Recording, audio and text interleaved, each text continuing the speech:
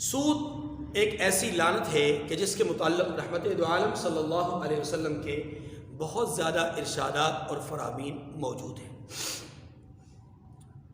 آپ علیہ السلام نے ارشاد فرمایا کہ سود کھانے والا، سود کھلانے والا اور وہ شخص جو سود کے معاملات پر گواہ بنتا ہے، ان سب پر اللہ کی لعنت ہے۔ اللہ کے رسول صلی اللہ علیہ وسلم نے یہ بھی ارشاد فرمایا کہ جو شخص جان بوجھ کر 1 درہم سود کا کھاتا ہے وہ 36 مرتبہ زناکاری میں مبتلا ہوتا ہے۔ جو گواہ ہوتا ہے اس کو بھی اتنی سزا ہوتی ہے؟ جی، گواہ بھی اسی، میں نے عرض کیا گواہ بھی اسی زمن میں آئے۔ رسول اللہ صلی اللہ علیہ وسلم کی ایک حدیث مبارکہ میں یہ بھی آتا ہے کہ آپ صلی اللہ علیہ وسلم نے فرمایا کہ سود کے 73 دروازے ہیں، سود کے 73 دروازے ہیں، اور ان میں سے سب سے ہلکے درجے کا دروازہ یا ہلکے درجے کا جو گناہ ہے، دروازے سے مراد گناہ، جو ہلکا گناہ ہے وہ اپنی ماں کے ساتھ نکاح کرنا ہے۔ یہ سب سے ہلکا گناہ ہے۔ آپ صلی اللہ علیہ وسلم نے یہ بھی ارشاد فرمایا کہ جس گاؤں میں زنا اور سود کو رواج دیا گیا، یا جس گاؤں میں سود اور زنا رواج پا گیا، تو وہاں کے باشندوں نے اپنے اوپر عذاب الہی کو حلال کر لیا۔ حضرت صلی اللہ علیہ وسلم نے ایک واقعہ بیان فرمایا ہے۔ اس واقعے کا تعلق سفر معراج کے ساتھ ہے یا اس واقعے کا تعلق آپ کے خواب کے ساتھ ہے، لیکن دونوں صورتوں میں یاد رکھیے نبی کا خواب بھی سچا ہوتا ہے اور سفر معراج تو ہے ہی سچ۔ اگر معراج کی رات کی واقعہ پیش آیا تو بھی عالم امتثال میں اللہ تعالیٰ نے حضور علیہ السلام کے سامنے یہ منظر دکھلایا، اور اگر یہ خواب کے اندر ہے تو تب بھی یہ منظر آپ کو دکھلایا گیا تو یہ بھی سچ ہے۔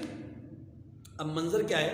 رحمت کائنات صلی اللہ علیہ وسلم ارشاد فرماتے ہیں، میں آرام کر رہا تھا، 2 فرشتے آئے، جبرائیل اور میکائیل علیہ السلام، مجھے لے کر چلے گئے۔ ایک دریا میں نے دیکھا، خون اس میں رواں تھا، دریا میں خون رواں تھا، جاری تھا۔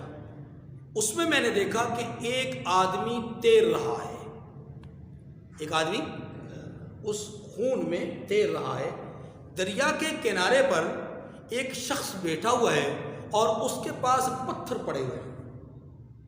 اب یہ دریا میں تیرنے والا آدمی جب تیرتے تیرتے کنارے کی طرف آتا ہے باہر نکلنے کے لیے، تو یہ باہر بیٹھا ہوا آدمی پتھر اس کے منہ پہ دے مارتا ہے، اور یوں اس کا منہ زخمی ہوتا ہے، اور واپس اس تکلیف کی وجہ سے خون کے اندر دوبارہ چلا جاتا ہے، اور وہ پھر تیرتا ہے، پھر واپس آتا ہے، پھر پتھر کھاتا ہے، پھر چلا جاتا ہے، پھر واپس آتا ہے، پھر پتھر کھاتا ہے۔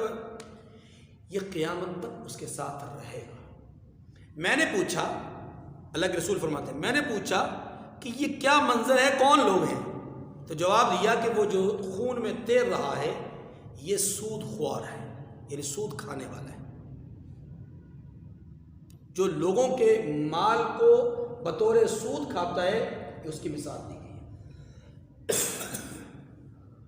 اللہ کے رسول صلی اللہ علیہ وسلم نے یہ بھی ارشاد فرمایا کہ جو شخص دنیا میں سود کھاتا ہے وہ قیامت کے دن پاگل شخص کی طرح جھومتا ہوا اٹھے گا، اور اس بات کو قرآن پاک نے بھی بیان کیا ہے، ابھی ہمارے پاس سامنے آ جائے گا، یتخبطہ الشیطان من المس، وہ اپنی قبروں سے ایسے اٹھائے جائیں گے کہ جیسے جنات ان کو پڑے ہوئے چمٹے ہوئے ہوں اور چمٹ گئے ہوں، اور وہ مخبوط الحواس ہو جائیں، اور وہ جھومتے ہوئے، گرتے پڑتے ہوئے اور اول فول بکتے ہوئے اٹھیں گے۔ اس لیے سود بہت بڑی لعنت ہے، سود اللہ کی رحمت سے دوری کا سبب ہے، اور سود وہ گناہ عظیم ہے کہ جس پر رحمت دو عالم صلی اللہ علیہ وسلم نے ارشاد فرمایا کہ اللہ جل شانہ فرماتے ہیں کہ میری طرف سے اعلان جنگ ہے، اور قرآن پاک نے کہا فَأْذَنُوا بِحَرْبٍ مِّنَ اللَّهِ وَرَسُولِهِ، اللہ اور اس کے رسول کے ساتھ حالت جنگ میں ہے یہ، یعنی ان کے ساتھ اعلان جنگ ہے اللہ اور اس کے رسول کی طرف سے۔ اور نمبر 3، سود ایک اجتماعی گناہ ہے، انفرادی گناہ نہیں ہے۔ سود کیا ہے؟ اجتماعی گناہ ہے۔ اور نمبر 4، سود خوار کی عبادت قبول نہیں ہوتی، کیونکہ رسول اللہ صلی اللہ علیہ وسلم نے فرمایا کہ جو شخص حرام کا لقمہ کھاتا ہے 40 یوم تک اس کی عبادت قبول نہیں ہوتی، اور جس کا کل سرمایہ یا کل آمدن کے وسائل یہ سود پر مبنی ہو، اس کی عبادت کیسے قبول ہو؟ اور 5ویں اور آخری بات اس زمین میں یہ نقطہ ذہن رکھ لیں، بہت خطرناک بات کہ شاید اللہ تعالیٰ اس کی دعا کو بھی قبول نہ کرے، شاید اس کی دعا کو بھی قبول۔ اس کے مقابلے میں کہیں پر اللہ نے یہ نہیں کہا کہ میں مشرک کی دعا کو قبول نہیں کرتا، ہے جی، میں مشرک کی دعا کو قبول نہیں کرتا، کافر کی دعا کو قبول نہیں کرتا، مرتد اور زندیق کی دعا کو قبول نہیں کرتا، کہیں پر نہیں لکھا ہوا، نہ قرآن میں نہ حدیث میں۔ لیکن حرام کھانے والے کے متعلق رحمت کائنات نے کیا فرمایا کہ دعا قبول نہیں ہوتی، اور سود خوار تو یہ حرام کا سب سے بڑا جو ذریعہ ہے وہ سود ہے۔ سود ہی وہ چیز ہے کہ جس نے معاشرے کے پست لوگوں کو پست ترین بنا دیا ہے، اور سود ہی وہ معاملہ ہے کہ جس نے لوگوں کے دلوں سے غم خواری، خدمت گزاری اور اخوت اور بھائی چارگی نکال دی۔